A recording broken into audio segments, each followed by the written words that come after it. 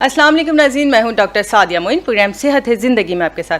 नाज़रीन, हम हर इतवार शाम 4 बजे से 5 बजे तक आपके साथ इस प्रोग्राम में मौजूद होते हैं। इस प्रोग्राम में जानते हैं मुख्तलिफ डिजीज़ के बारे में डिटेल से, यानी किसी भी बीमारी होने की वजूहात, अलामात, इलाज, मुआलजे, एहतियाती तदाबीर और ग़िज़ाई एहतियात के बारे में इस प्रोग्राम में अवेयरनेस दी जाती है। क्योंकि इस प्रोग्राम में मुख्तलिफ डिजीज़ के स्पेशलिस्ट से मैं आपकी मुलाकात कराती हूँ और उन लोगों से जिन्होंने मेडिकल की फील्ड में कोई अहम किरदार अदा किया होता है, और ख़ासकर आजकल के जो वबाई अमराज हैं उस हवाले से भी हम आपको अवेयरनेस देते रहते हैं। और इसके साथ साथ जो मेडिकल में नई टेक्निक्स इंक्लूड होती रहती हैं उस बारे में भी हम आपको बताते रहते हैं। तो आज का जो हमारा टॉपिक है वो है इंटरवेंशनल रेडियोलॉजी, और इस टॉपिक पे बात करने के लिए हमारे साथ मौजूद है मेरे जो पहले गेस्ट हैं, वो अक्सर आप मेरे प्रोग्राम में उनको देखते हैं, consultant physician doctor Munir Sadiq उनको कहते हैं। खुशामदीद। अस्सलाम वालेकुम डॉक्टर साहब। वालेकुम सलाम। क्या हाल है? अल्हम्दुलिल्लाह, अल्लाह का शुक्र। और मेरे जो अगले गेस्ट हैं वो इंटरवेंशनल रेडियोलॉजिस्ट हैं डॉक्टर मोहम्मद काशिफ शाजली, उनको कहते हैं। खुशामदीद। अस्सलाम वालेकुम डॉक्टर साहब। वालेकुम सलाम। बहुत शुक्रिया आप दोनों की आमद का। और डॉक्टर मोहम्मद काशिफ का एक बड़ा अच्छा सा इंट्रो है, हम खुद इनसे जानेंगे पहले कि डॉक्टर साहब अपने बारे में बताइए कि वो कहाँ कहाँ होते हैं, क्या करते हैं और उन्होंने क्या क्या मेडिकल की फील्ड में स्पेशलाइजेशन किया हुआ है। जी डॉक्टर साहब। मैं डॉक्टर मोहम्मद काशिफ शाजली, नाम तो आपने बताया, और सबसे अच्छी बात ये कि आपने इंटरवेंशनल रेडियोलॉजी को प्रोनाउंस सही किया है, वरना लोग इसको इंटरनेशनल रेडियोलॉजी कर देते हैं। तो इंटरवेंशन रेडियोलॉजी में मैं कंसल्टेंसी करता हूँ। मैं डाओ ग्रेजुएट हूँ, डाओ मेडिकल कॉलेज, और हमारे यहाँ एक डिग्री होती है FCPS, जो कि हाईएस्ट डिग्री है पाकिस्तान में किसी मेडिकल की सब स्पेशलिटी की। और मैं FRCR यानी रॉयल कॉलेज ऑफ लंदन से भी सर्टिफाइड हूँ और European board of radiology Paris से भी सर्टिफाइड हूँ।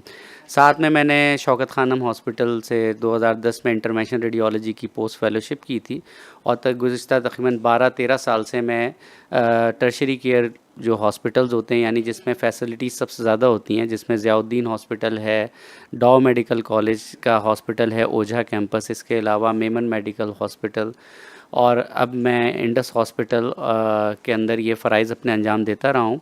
और हमारी interventional radiology society of Pakistan, उसका मैं प्रेसिडेंट भी हूँ, जो कि सेशन 2023 और 25 तक है ये।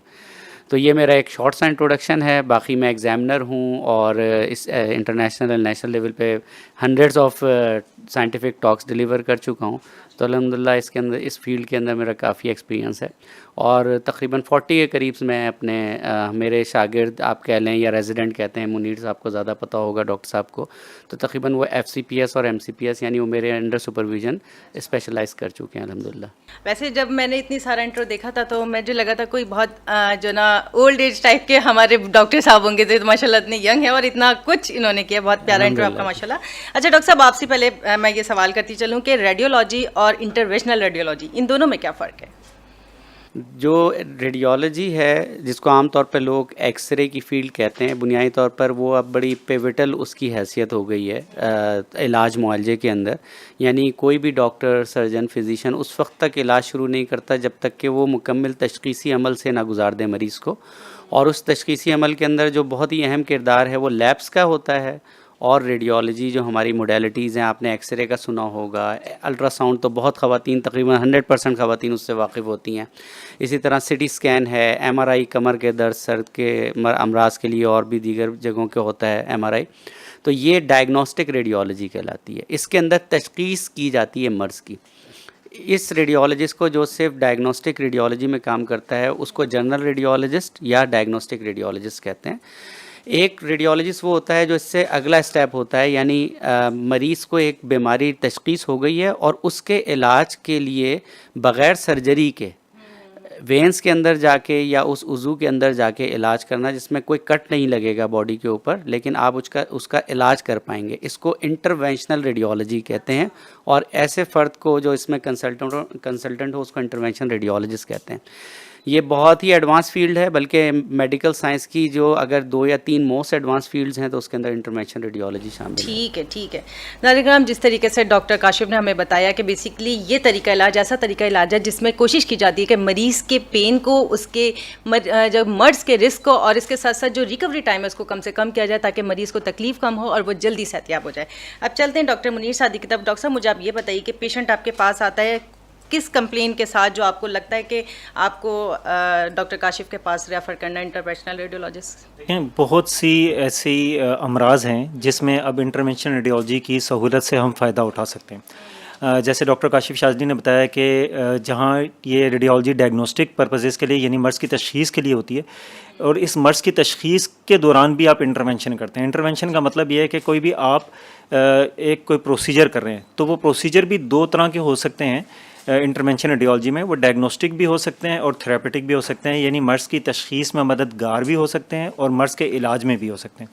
और अगर हम हेड टू टो बात करें, सर से लेकर पैर तक करें, तो सैकड़ों ऐसे प्रोसीजर हैं जिसमें इंटरवेंशनल रेडियोलॉजी ना सिर्फ हमें मददगार होती है तशख़ीस में, बल्कि इलाज की भी। अगर हम अमूमी बात करें, मिसाल के तौर पे कि किसी के फेफड़े में अगर पानी जमा हो जाता है, तो अगर उसके फेफड़ों के इर्द गिर्द पानी जमा होगा तो हमें उसका टेस्ट करने के लिए रेडियोलॉजिस्ट की ज़रूरत है कि वो अल्ट्रासाउंड की मदद से एग्जैक्टली पानी का टेस्ट करे। अच्छा। और पानी निकाले, और वो भी तो दो तरीके से निकाला जा सकता है, या तो हम टेस्ट के लिए निकालें, या फिर पानी इतना ज़्यादा है कि ज़ाहिर सी बात है कि उसको सांस लेने में मुश्किल है, तो हम उसको थेरापेटिक भी कर सकते हैं, हम उसमें कैथेटर डाल के उसको ड्रेन भी कर सकते हैं।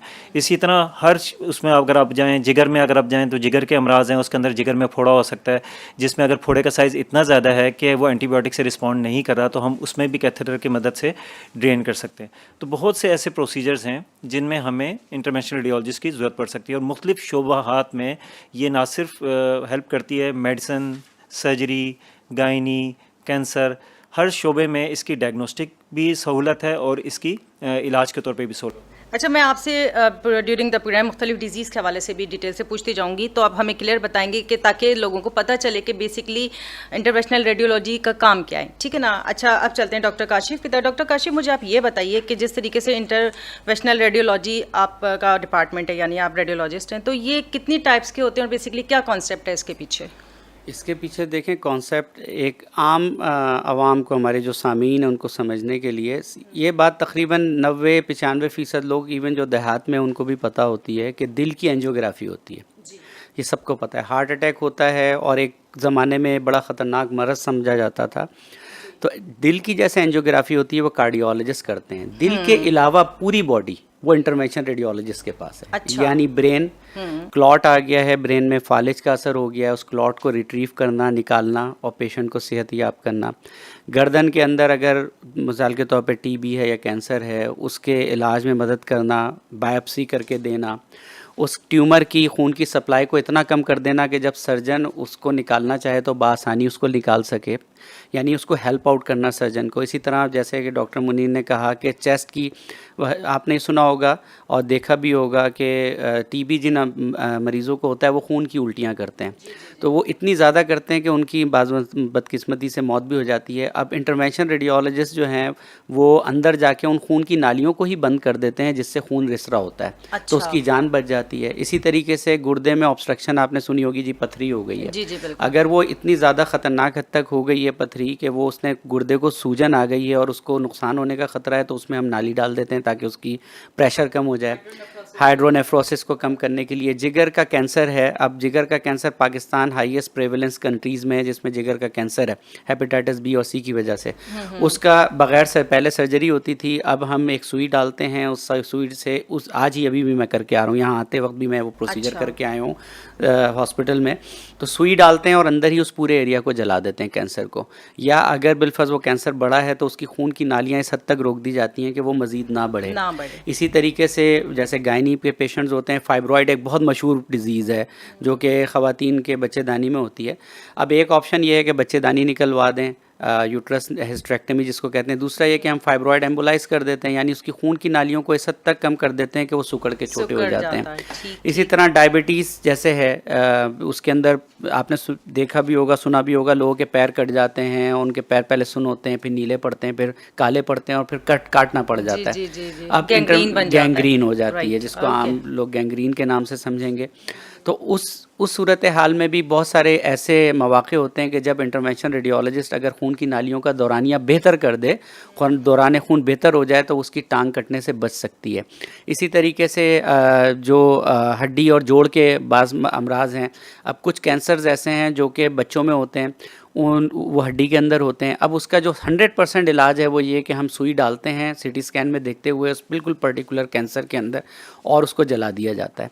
इसी तरीके से बच्चों की खून की नालियों के पैदाइशी अमराज होते हैं जिनको वैस्कुलर एनॉमलीज कहते हैं, उनका भी इलाज इंटरवेंशन रेडियोलॉजिस्ट करता है। उसमें बहुत डिसफिगरमेंट बच्चों में आ जाती है, तो उसका इलाज भी हमारे पास होता है। तो तकरीबन 50 से ज़्यादा ऐसे प्रोसीजर्स हैं जो सैकड़ों बीमारियों के अंदर हम लागू करते हैं उनको वक्तन फ़वक्तन।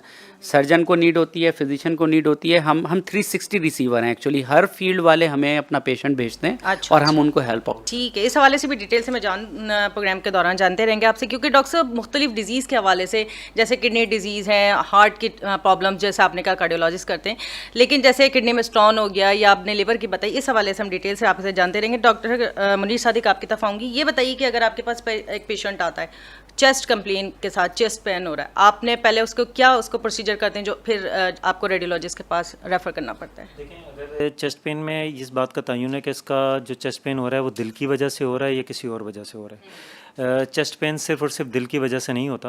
अमूमी कॉमन वजह तो यही है कि हार्ट अटैक जो है एक वजह होती है या एंजाइनास की वजह होती है।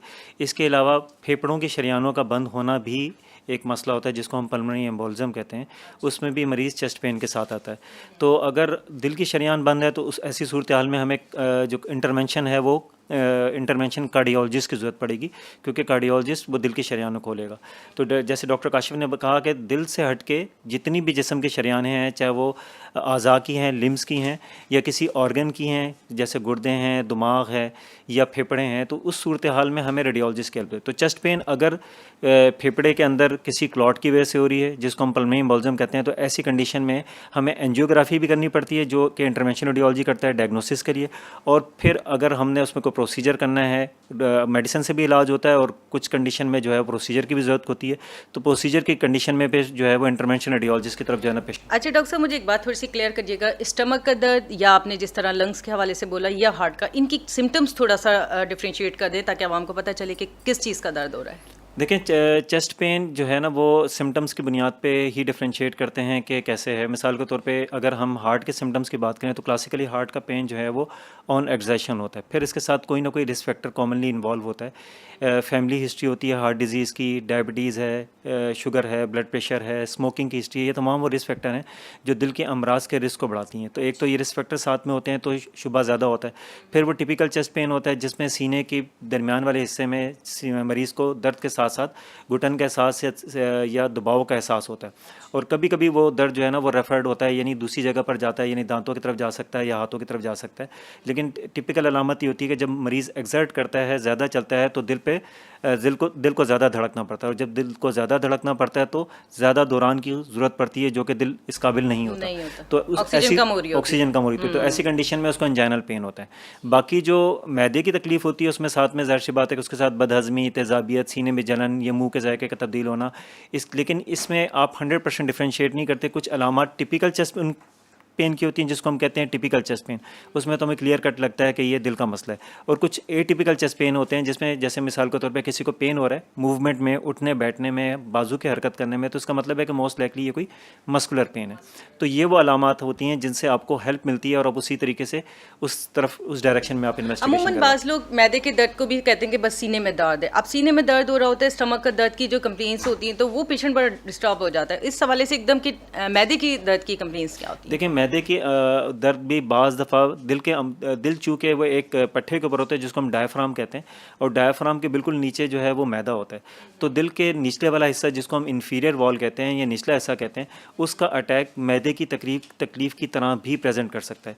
तो मैदे की तरफ तकलीफ़ होना हरगिज़ मतलब नहीं है कि ये मैदे का ही मसला है। बाज़ दफ़ा दिल के अमराज भी इस तरीके से मैदे की तकलीफ़ की तरह आ सकते हैं। तो इसमें अच्छा फिजिशियन डिफ्रेंशिएट कर सकेगा कि ये जो मैदे की तकलीफ़ कह रहा है ये मैदे की ही तकलीफ़ है या इन्फीरियर वॉल हमारे या दिल का निचले हिस्से का हार्ट अटैक। ठीक है। नाज़रीन, प्रोग्राम सेहत ज़िंदगी में एक छोटा सा ब्रेक मिलते हैं, ब्रेक के बाद। वेलकम बैक नाज़रीन, मैं आपके साथ मौजूद है प्रोग्राम सेहत है ज़िंदगी में, और आज का जो हमारा टॉपिक है वो बहुत अहम टॉपिक है, इंटरवेंशनल रेडियोलॉजी। यानी कि ये वो रेडियोलॉजी है जिसमें मरीज़ की तकलीफ़ को कम करने की कोशिश की जाती है। जो बड़े बड़े ऑपरेशंस होते थे, कोशिश की जाती है कि वो कम तकलीफ़ के साथ मरीज़ को सेहतयाबी की तरफ गामजन करें। हमारे साथ मौजूद हैं डॉक्टर काशिफ और डॉक्टर मुनीर सादिक, जो इस टॉपिक पर बड़ी डिटेल से बता रहे हैं। डॉक्टर काशिफ, आपकी तरफ आऊँगी। या आप सबसे पहले मुझे ये बताइए कि अमूमन ख़वातीन के बड़े मसाइल होते हैं गायनी के हवाले से, अमूमन यूट्रस में फाइब्राइड हो जाते हैं या हिस्टेक्टोमी करनी पड़ जाती है, तो ये इस वाले प्रोसीजर से कैसे मुमकिन होता है? हाँ, सिर्फ यही नहीं है, और भी दीगर अमराज भी ख़वातीन के हैं। हम शुरू अगर करें कि जैसे बच्चा हुआ और उसके बाद खून बहने से अमवात हो जाती थी पहले, अच्छा। ये आपने सुना होगा, जी, बहुत जी, जी, कॉमन जी। सिनेरियो जी, पहले जी, होता था। बिल्कुल। अब अगर अपनी जनरेशन्स में सुना होगा आपने, लाजमी पिछली जनरेशन्स में, तो पहले तो खून बहने से ही ख़वातीन इंतकाल कर जाती थी। अब ये है कि अगर खुदा न करे ऐसी कोई सिचुएशन आती है कि जिसमें खून बह रहा हो बहुत ज़्यादा और जान बचाना हो, तो इंटरवेंशन रेडियोलॉजिस्ट उस खून की नालियों को बंद कर देता है, उन खून की नालियों को, और जान बच जाती है। अल्हम्दुलिल्लाह मेरे ही नातों से कई मतलब दर्जनों ख़वातीन की जान इसी तरह बची है और बिल्कुल जो मरने की कैफियत से वापस आई हैं अल्हम्दुलिल्लाह। और दूसरा फाइब्रॉइड्स हैं। फाइब्रॉइड्स के अंदर या जो माहाना जो एक प्रॉब्लम ख़वातीन को आता है कि खून बहुत ज़्यादा आ रहा है, उसके अंदर फाइब्रॉइड्स को ट्रीट करने का एक तरीका तो ये हिस्टेरेक्टमी कर दें। लेकिन अगर वो कंवारी हैं, शादीशुदा नहीं है, या वो अपना यूट्रस नहीं रिमूव करवाना चाहती, तो ऐसी ख़वातीन के लिए intervention radiologist uterine fibroid embolisation का प्रोसीजर ऑफ़र करता है। इसमें भी तरीक़ाकार ये होता है कि उन फाइब्रॉइड्स की खून की नालियों को हम बंद करते हैं, तो वो जैसे पौधे को आप पानी ना दें तो मुरझा जाएगा, अब छोटा हो जाएगा, इसी तरीके से फाइब्रॉइड छोटे हो जाते हैं। तो इसमें ना कोई कट लगता है पेट के ऊपर, ना ही कोई ऐसा कोई लिमिटेशन होती है वुमेन की। और इसके अलावा जो है बाज़ मरतबा जैसे इनफर्टिलिटी के केसेस होते हैं, जिसमें आपने सुना होगा जी उनकी बच्चेदानी की नाली बंद है, जिसकी वजह से पैदाइश नहीं हो पा रही है। इसको सेकेंडरी इनफर्टिलिटी कहते हैं। एक तो हार्मोन्स वाली होती है और एक ही होती है।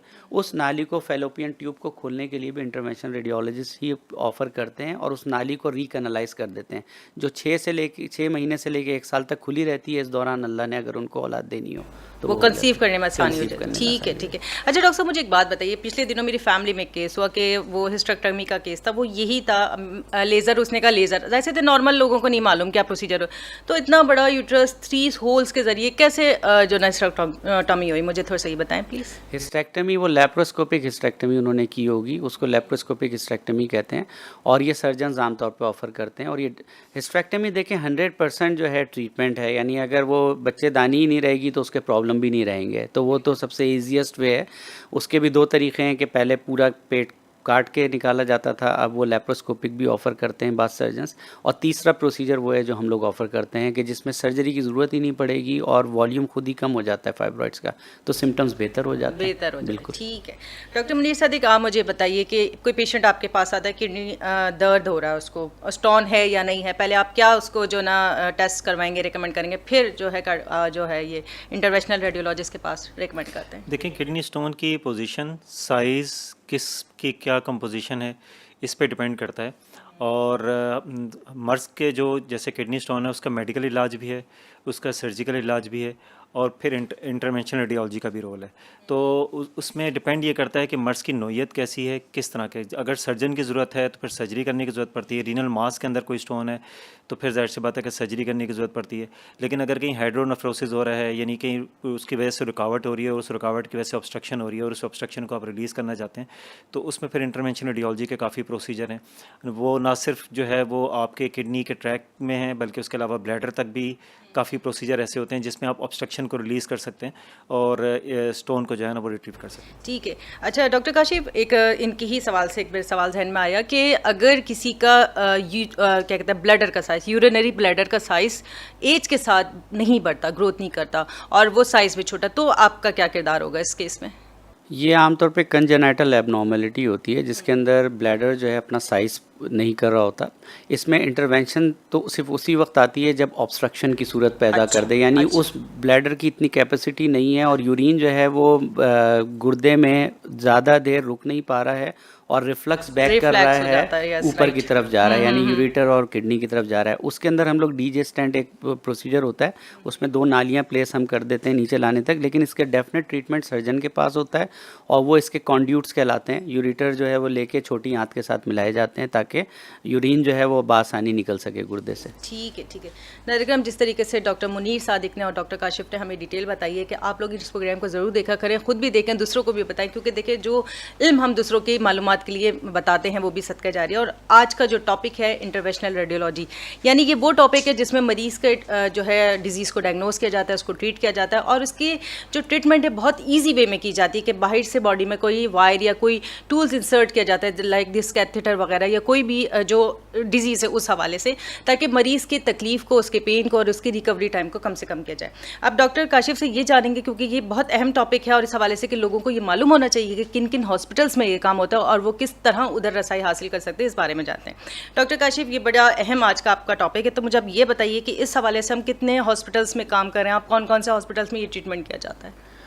ये तकरीबन पाकिस्तान में जितने बड़े शहर हैं, कराची, लाहौर, इस्लामाबाद, पेशावर और बीच में मुल्तान, ये बड़े शहरों के अंदर फैसिलिटीज़ अवेलेबल हैं, बड़े हॉस्पिटल्स में ही हैं। तकरीबन हमारे 30 से 35 ऐसे इदारे हैं, बड़े हॉस्पिटल्स हैं इन तमाम बड़े शहरों के अंदर, जहाँ पे ये इंटरवेंशन रेडियोलॉजी की फ़ैसिलिटी ऑफ़र की जाती है। इसके अंदर ज़्यादातर प्राइवेट हॉस्पिटल्स हैं और कुछ गवर्नमेंट हॉस्पिटल्स भी हैं। अगर आप कहेंगे तो मैं नाम भी ले सकता हूँ जो कराची से, ताकि हमारी आवाम को पता चले, आवाम को पता चले। इंडस हॉस्पिटल में तो मैं खुद होता हूँ, ज़ियाउद्दीन हॉस्पिटल में भी मैं प्रैक्टिस करता हूँ, लेकिन वहाँ पे और भी इंटरवेंशन रेडियोलॉजिस्ट हैं दोनों हॉस्पिटल्स में। इसी तरीके से आगा खान हॉस्पिटल है, ज़ियाउद्दीन हॉस्पिटल है, लियाकत नेशनल हॉस्पिटल है, मेमन मेडिकल इंस्टीट्यूट है। फिर लाहौर में और भी हैं, डाउ यूनिवर्सिटी का ओझा कैंपस है। लाहौर के अंदर डॉक्टर्स हॉस्पिटल है, शौकत खानम हॉस्पिटल है, PKLI एक बड़ा इंस्टीट्यूट है, वहाँ पे ये होता है। इसके अलावा वहाँ पे शेख ज़ैद हॉस्पिटल है और शालामार हॉस्पिटल है। ये कुछ हॉस्पिटल्स वहाँ पे बड़े हैं जहाँ पे ये ऑफ़र की जाती है ट्रीटमेंट। इसी तरीके से इस्लामाबाद में जो सबसे बड़ा सेटअप है वो शिफा इंटरनेशनल हॉस्पिटल है जो कि प्राइवेट है। वहाँ पे कायद-ए-आज़म हॉस्पिटल है जहाँ पे ये ट्रीटमेंट ऑफ़र की जाती है। इसके अलावा पेशावर के अंदर रहमान मेडिकल इंस्टीट्यूट है, नॉर्थ वेस्ट जनरल हॉस्पिटल है। कुछ गवर्नमेंट सेटअप्स के अंदर भी है, जैसे पेशावर के अंदर लेडी रीडिंग हॉस्पिटल है, उसके अंदर बड़ा अच्छा सेटअप है, वहाँ पे अच्छे इंटरवेंशन रेडियोलॉजिस्ट हैं। और लाहौर के अंदर भी जैसे शेख ज़ैद मैंने आपको बताया, LGH है, लाहौर जनरल हॉस्पिटल, बहुत वहाँ पे इंटरवेंशन रेडियोलॉजी का बड़ा सेटअप है। इसी तरीके से अफीरी एक आर्म फोर्सेस का हॉस्पिटल है पिंडी के अंदर, वो भी गवर्नमेंट के अंदर आता है। कुछ CMHS के अंदर हमें मिल जाते हैं। तो अगर आप ढूंढना चाहें तो बड़े शहरों के अंदर ये फैसिलिटीज़ हैं। लेकिन हाँ, जिस तरह कार्डियोलॉजी की फ़ैसिलिटी निस्बतन छोटे शहरों में भी है इंटरवेंशन रेडियोलॉजिस्ट की, क्योंकि तादाद ही बहुत कम है। हमारी कुल तादाद अभी 100 से कम है जो ट्रेंड लोग हैं पाकिस्तान में, और हमें तकरीबन 2000 इंटरवेंशन रेडियोलॉजिस्ट चाहिए 23 करोड़ आवाम को सर्व करने के लिए, जो कि एक स्टैंडर्ड है वर्ल्ड वाइड। यानी अमेरिका में 1 लाख लोगों पर एक इंटरवेंशन रेडियोलॉजिस्ट है, पाकिस्तान में तकरीबन 36 लाख लोगों पे एक इंटरवेंशन रेडियोलॉजिस्ट है। तो हम कोशिश कर रहे हैं एज अ सोसाइटी भी, मैं प्रेसिडेंट हूँ इंटरवेंशन रेडियोलॉजी सोसाइटी का, तो हम कोशिश कर रहे हैं कि हमने बहुत सारे ट्रेनिंग प्रोग्राम शुरू किए हैं। तकरीबन हमारे पास 10 अब ट्रेनिंग प्रोग्राम्स हैं कि हर साल 10 इंटरवेंशन रेडियोलॉजिस्ट निकल। तो हम गवर्नमेंट से भी, आपके चैनल के तवस्सुस से हम रिक्वेस्ट करते हैं कि वो जिन जिन जगहों पे कार्डियोलॉजी की फैसिलिटी है वहाँ पे इंटरवेंशन रेडियोलॉजी की भी फैसिलिटी एज इट इज़ आ सकती है। उसमें कोई मशीनों में बहुत फर्क नहीं होता है। जी हाँ, सिर्फ लोग चाहिए और काम करने वाले चाहिए, अच्छी नीयत हो तो ज़रूर ये सारी। बिल्कुल बिल्कुल। अच्छा डॉक्टर साहब, इंटरनेशनल लेवल पे देखें और पाकिस्तान में कामयाबी की शरह कितनी फ़ीसद है इस हवाले से? पाकिस्तान में इंटरवेंशन रेडियोलॉजी के जितने प्रोसीजर हो रहे हैं वो एग्जैक्ट उसी स्टैंडर्ड पे हो रहे हैं जो इंटरनेशनल स्टैंडर्ड है। लिहाजा बल्कि आपको मैं एक दिलचस्प बात बताऊं कि पाकिस्तान इंटरवेंशन रेडियोलॉजी के प्रोसीजर बैनुल अक़वामी सतह पे बहुत ज़्यादा महंगे होते हैं, बहुत ज़्यादा। यानी अमेरिका से मेरे अपने दोस्त ने, मेरे अपने क्लास फेलो ने जो कि शिकागो में रहता है, पाकिस्तान आके मुझसे प्रोसीजर करवाया, इंक्लूडिंग उसका टिकट, उसका पूरा विज़िट और प्रोसीजर की फ़ीस। जब भी उसके पैसे जो है, जो वहाँ पे प्रोसीजर कॉस्ट थी वो ज़्यादा थी। तो मिसाल के तौर पर एक छोटा, हम लोग वेरिकोज वेन करते हैं, जो टांगों की फैली हुई नसें होती हैं, बहुत कॉमन बीमारी है, ख़वातीन में बहुत ज़्यादा है जी, बच्चों की पैदाइश के बाद हो जाती है, मर्दों में भी है बहुत। उसको हम लोग एब्लेट करते हैं, यानी उसको बगैर सर्जरी के हम इलाज करते हैं उसका, और लेज़र से, जिसको एक्चुअल लेज़र वहीं काम आता है, जो असल लेज़र है वो वहाँ पर काम आता है। तो लेज़र थेरेपी से हम करते हैं।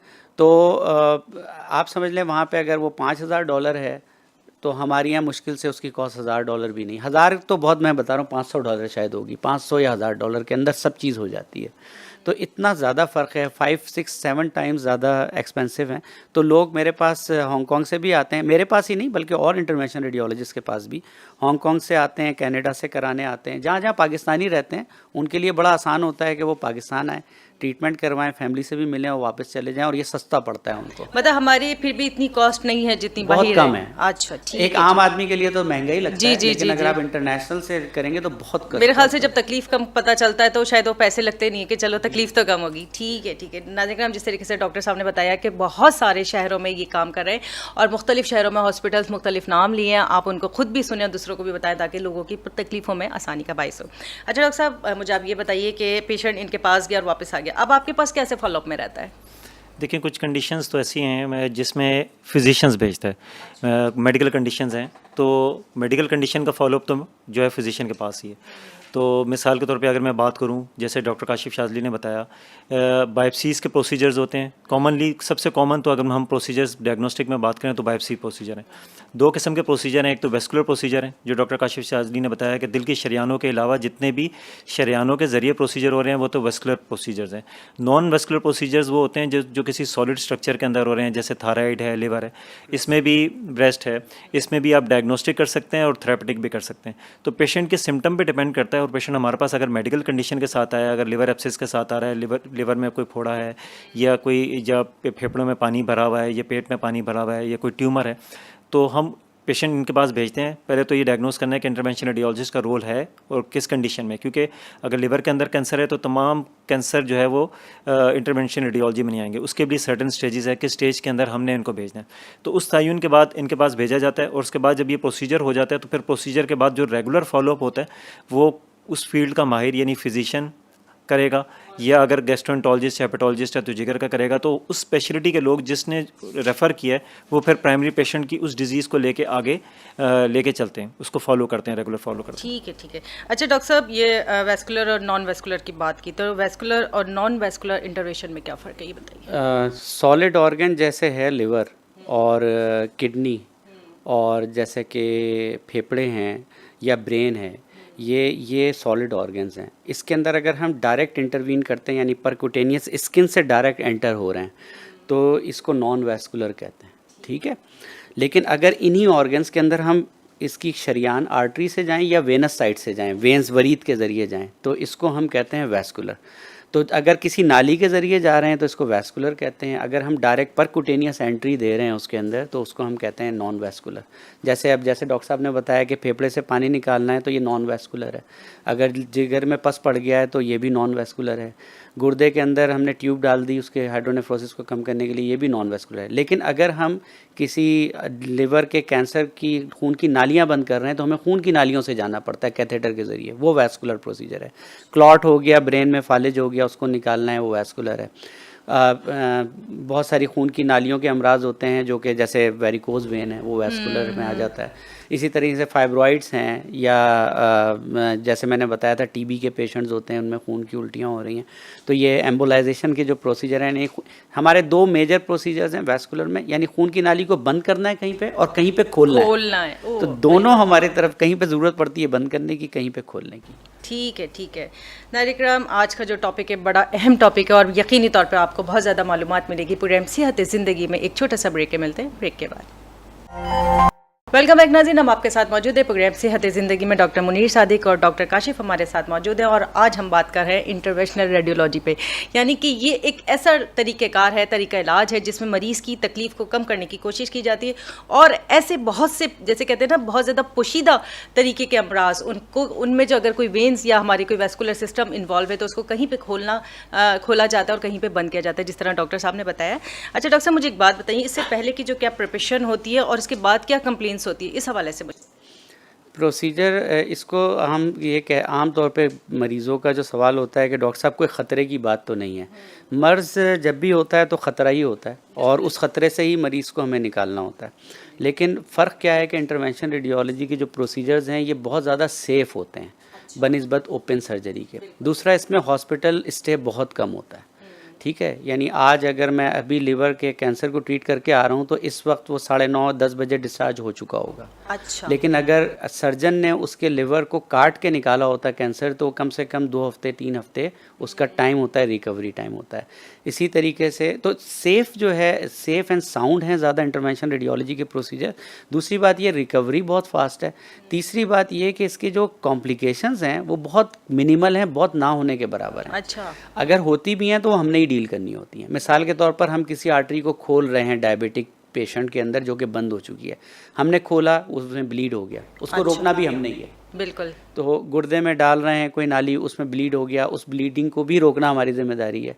तो एक्चुअली हम तो 360 रिसीवर हैं। जितनी कॉम्प्लिकेशंस दूसरे सर्जन से होती हैं, एक हेड एंड नेक सर्जन अगर काम कर रहा है और उससे वहाँ पे आर्टरी कट गई है, ठीक है, तो एक तो वो है कि वो खुद कंट्रोल करने की कोशिश करे, एक ये कि उससे अगर कंट्रोल नहीं हुआ तो वो हमें भेजता है कि आप एंडोवैस्कुलर प्रोसीजर करें। तो आप ड्यूरिंग द सर्जरी आप मौजूद होते हैं वहाँ? हम लोग हॉस्पिटल में क्योंकि होते हैं तो वो हमें रेफर फॉरन से करते हैं। तो हम कैथ लैब में प्रोसीजर होता है, यानी एंजियोग्राफी सूट में होता है ये सारा काम। बहुत दुनिया में अब ये हो गया स्टैंडर्ड के एंजियोग्राफी सूट्स हमेशा ओटी के साथ, ऑपरेशन थिएटर के साथ ही होते हैं। लेकिन अब हॉस्पिटल्स में हमारे यहाँ जैसे एक फ्लोर पर ओटी है, दूसरे पे एंजियोग्राफी है, तो इतना कोई 5-10 मिनट लगते हैं कि फ़ौरन से, या अगर कोई गायनेकोलॉजिस्ट है वो पैदाइश के अंदर कॉम्प्लिकेशन हो गई है और वहाँ पे ब्लीड कर रही है, तो लिटरली वहाँ से इमरजेंसी कॉल आती है, जो ये मुनीर साहब को भी पता होगा कि एक रश कॉल कहलाती है। उसमें इंटरवेंशन रेडियोलॉजिस्ट भी शामिल होता है कि जी ब्लीडिंग बिल्कुल अनकंट्रोलेबल है, तो पेशेंट को देन एंड देयर मूव करते हैं और हम ब्लीडिंग को रोकने की कोशिश करते हैं। तो सक्सेस रेट बहुत ज़्यादा है प्रोसीजर्स का, और बाकी ये कि उसमें कॉम्प्लिकेशंस बहुत कम है, और जो होती भी हैं तो वो हमने ही डील करनी होती है बेसिकली। ठीक है, ठीक है। अच्छा, तो ये जो तरीके कार में इसमें मेडिकेशंस वगैरह किस हद तक इस्तेमाल की जाती है? मेडिकेशन कैंसर की ट्रीटमेंट हम यूज़ करते हैं। ट्रीटमेंट के अंदर ख़ासतौर पर लिवर कैंसर के अंदर जो है बाकायदा कीमोथेरेपी हम इंजेक्ट करते हैं उसके अंदर। और बास जो बच्चों की ख़ासतौर पे खून की नालियों के जो प्रॉब्लम्स हैं ना, वो बहुत ज़्यादा मिजरेबल होते हैं, उसमें भी हम लोग कीमोथेरेपी इंजेक्ट करते हैं। और स्क्लेरोथेरेपी भी इसको कहते हैं। जो टांग में वेरिकोज वेंस हैं, इसमें भी बाज़ मरतबा हम स्क्लेरोथेरेपी कहते हैं। यानी केमिकल्स तो हम यूज़ करते हैं, लेकिन दवाई प्रिस्क्राइब करने वाले डॉक्टर नहीं हैं हम लोग ट्रीटमेंट के वो उस पार्ट तक महदूद होते हैं जो उस डिज़ीज़ के सर्जरी या सर्जरी के काउंटर, यानी अगर सर्जरी नहीं करनी तो ये वाला प्रोसीजर करा लें। उससे पहले का वर्कअप फिजिशियन करता है या सर्जन करता है, और उसके बाद का फॉलोअप भी फिजिशियन या सर्जन ही करता है। अच्छा। तो बीच में हम लोगों का रोल आता है। ऑल्दो कि हम लोग भी प्रैक्टिस करते करते दवाइयाँ दे ही देते हैं, लेकिन बहरहाल हम हमेशा रेफ़र करते हैं फिजिशियन को, जो ट्रीट कर रहा हो उसको प्राइमरी फिजिशियन। जैसे फार्मासिस्ट होता है, उसे पता होता है दवा किस चीज़ से बनी है, पर वो दे नहीं सकता कि देना किसको क्या। नहीं, कानूनी तौर पे हम अलाउ हैं, लेकिन अच्छा। हम रिस्पेक्ट करते हैं उस फिजिशियन की जो कि ट्रीट कर रहा हो, ताकि उसकी ट्रीटमेंट ख़राब ना हो। ठीक है। अच्छा, ये मुझे एक बात बताइए, इंटरवेंशनल रेडियोलॉजिस्ट का जो किरदार है, क्या वो हर उम्र के मरीजों में ट्रीट करते हैं? छोटे बच्चे हैं, ख़वातीन हैं, बड़े? इस हवाले से थोड़ा मुझे बताइए। जी हाँ, बिल्कुल। पहले दिन से बच्चों के और जितनी भी उम्र इंसान की अल्लाह ताला ने दी है, हर एज ग्रुप के अंदर इंटरवेंशन रेडियोलॉजी के प्रोसीजर काम कर रहे होते हैं।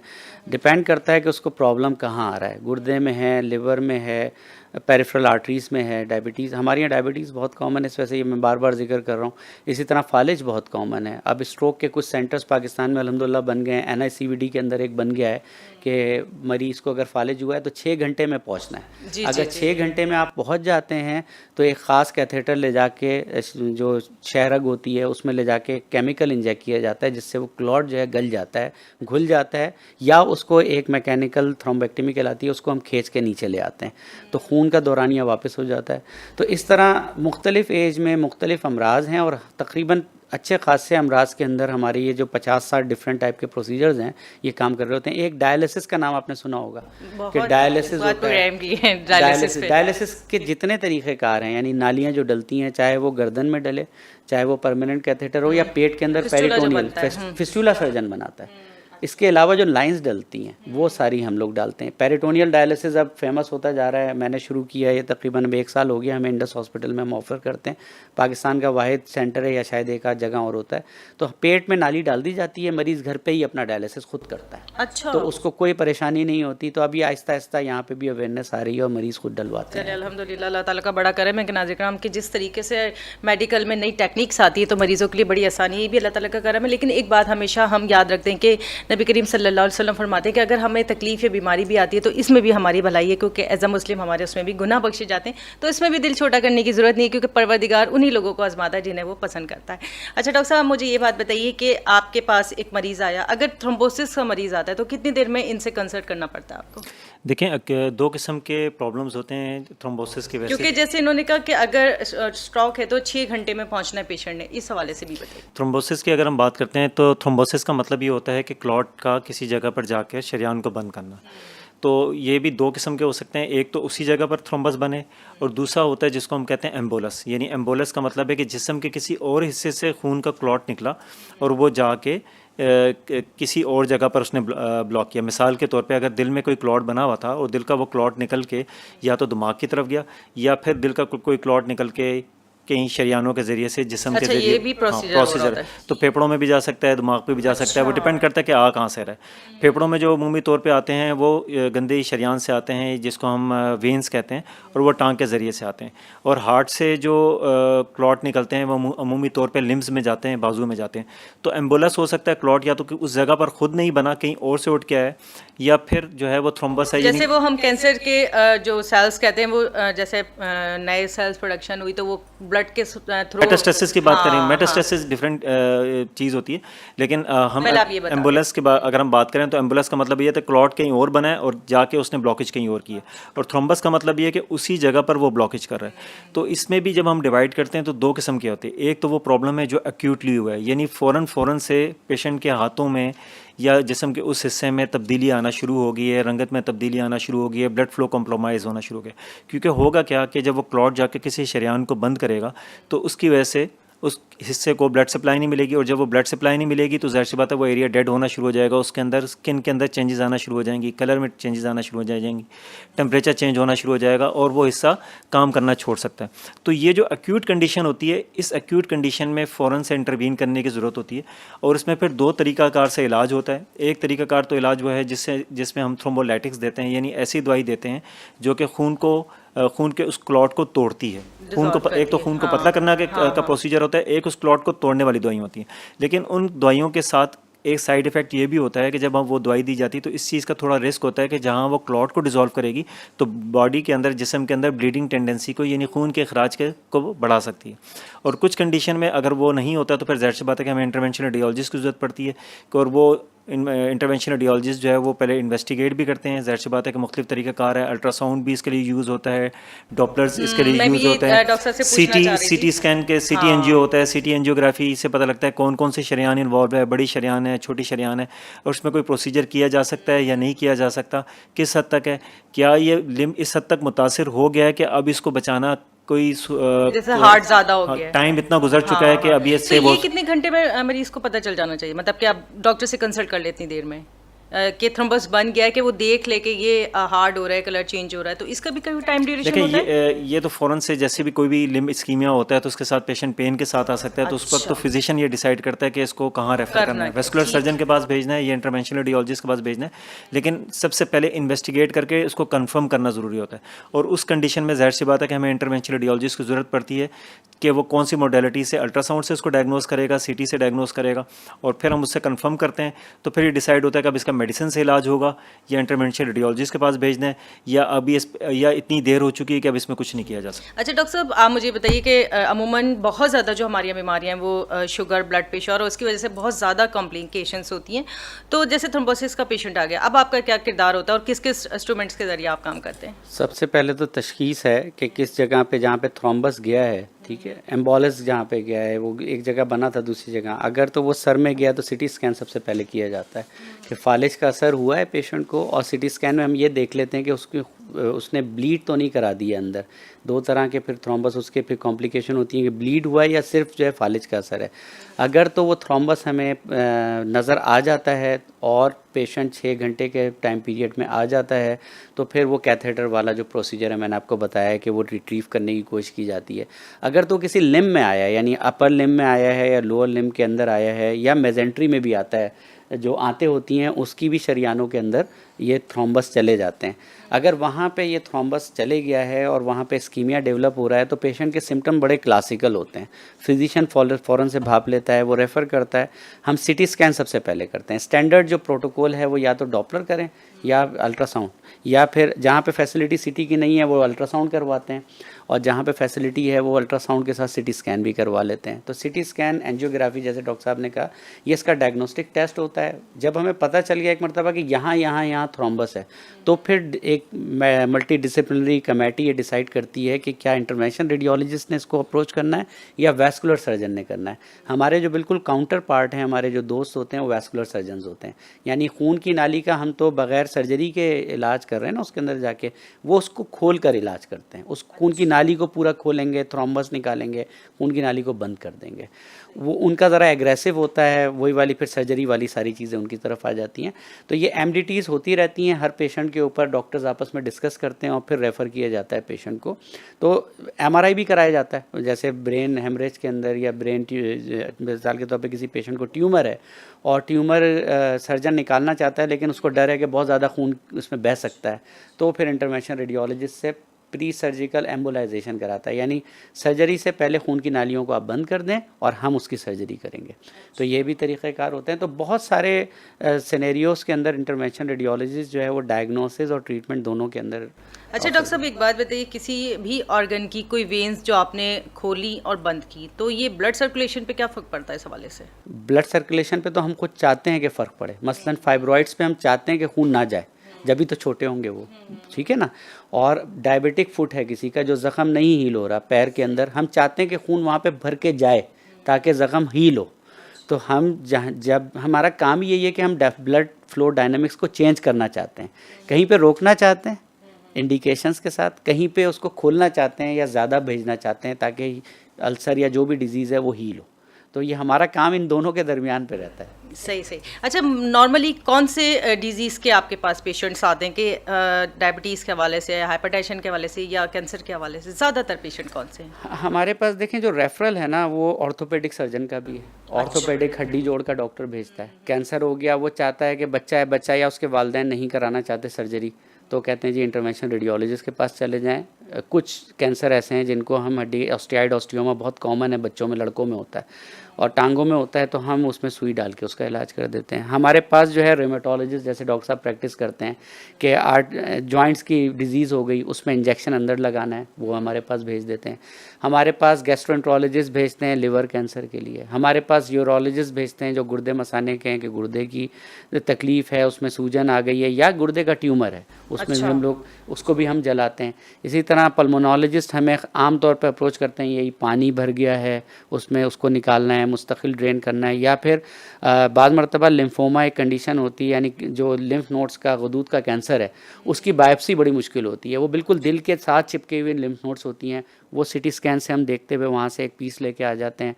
इसी तरह हेड एंड नेक जो जैसे नीडल बायोप्सी जिसको हम कहते हैं, हमें ब्रेस्ट सर्जन भेजती हैं, सारा वर्कअप हमारे पास होता है।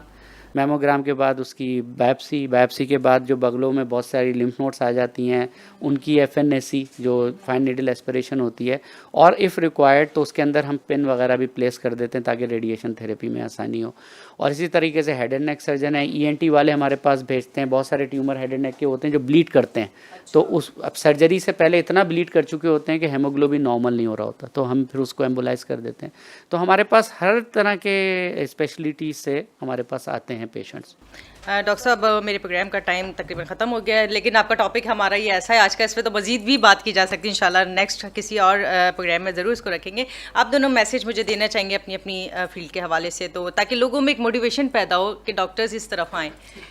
हाँ जी, पहले आप देखें, जो हेल्थ केयर है वो एक मल्टी डिसिप्लिनरी है, और टर्शरी केयर पे जो हेल्थ केयर है वो उसमें फिजिशियन का एक अपना रोल है, रेडियोलॉजिस्ट का एक अपना रोल है, और ये जो पूरी टीम है ये पूरी टीम का एक बुनियादी मकसद यही होता है कि किसी न किसी तरीके से मरीज़ की जान को बचाया जाए।